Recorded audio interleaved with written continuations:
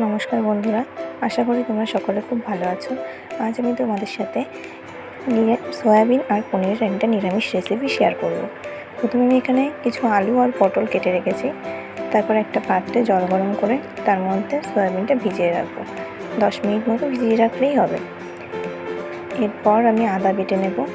তারপর একটা বাটিতে 2 চামচ জিরে গুঁড়ো, 1 চামচ ধনে গুঁড়ো আর বেটে রাখা আদাটা এই সামান্য জল দিয়ে ভালো করে মশলাটা তৈরি করে নেব।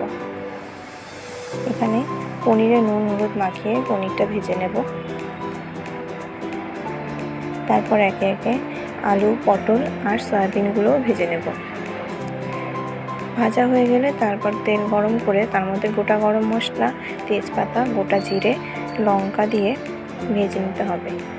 এরপর টমেটো কুচি দেব। টমেটোটা একটু নরম হয়ে আসলে তার মধ্যে মশলাটা দিয়ে দেবো। তারপর নুন হলুদ আর সামান্য চিনি দিয়ে মশলাটা ভালো করে কষিয়ে নিতে হবে। মশলাটা থেকে তেল ছাড়া শুরু করলে এর মধ্যে সয়াবিন আলুগুলো দিয়ে 2-3 মিনিট ভালো করে কষিয়ে নেব। কষানো হয়ে গেলে জল দিয়ে দেবো। পনিরটা আমি জলটা যখন ফুটবে তারপরেই দেব।